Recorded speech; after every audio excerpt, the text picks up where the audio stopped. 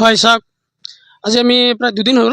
দুদিন আগত পাঁচ নৈৰ অবৈধ খনন কৰা কিছুমান উগ্ৰ মানুহে চাইছিলোঁ যে সাংবাদিকসকলক যি ধৰণে বৰ্বৰ আক্ৰমণ কৰিছিলে।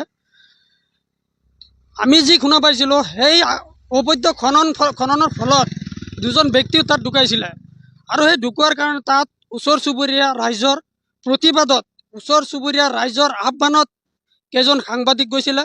তাত সাংবাদিক গৈছিলে সত্য নিউজবিলাক কৰিবৰ কাৰণে, আৰু যেতিয়া সাংবাদিকসকল গৈছিলে তেতিয়াই এই বৰ্বৰ আক্ৰমণ কৰা সেই উগ্ৰ বালিয়া খনন মাফিয়াসকল, সেই সাংবাদিকসকলক যি আক্ৰমণ কৰা আমি দেখা পাইছিলোঁ।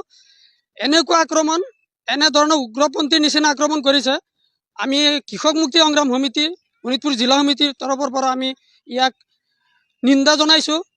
অনাগত দিনত সাংবাদিকৰ ওপৰত যাতে এনে গুণ্ডা মাফিয়াৰ দৰে বালি মাফিয়াসকলে যাতে এনে সাংবাদিকৰ ওপৰত আক্ৰমণ নকৰে, তাৰ বাবে আমি কৃষক মুক্তি সংগ্ৰাম সমিতিয়ে সকীয়াই দিছোঁ।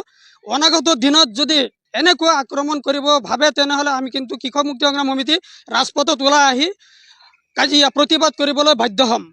অনাগত দিনত যাতে এনেকুৱা অবৈধ খনন বন্ধ হয়, তাৰ বাবে আমি বিভাগীয় মন্ত্ৰী হওক বা আমাৰ বিভাগীয় কৰ্তৃপক্ষ হওক, আমি তেখেতসকলক আমি আহ্বান জনাইছোঁ অবৈধ খনন অতি সোনকালে বন্ধ কৰিব লাগে, আৰু নহ'লে অনাগত দিনত আমি কৃষক মুক্তি সংগ্ৰাম সমিতি ইয়াৰ বিৰুদ্ধে প্ৰতিবাদ কৰিবলৈ আমি বাধ্য হ'ম।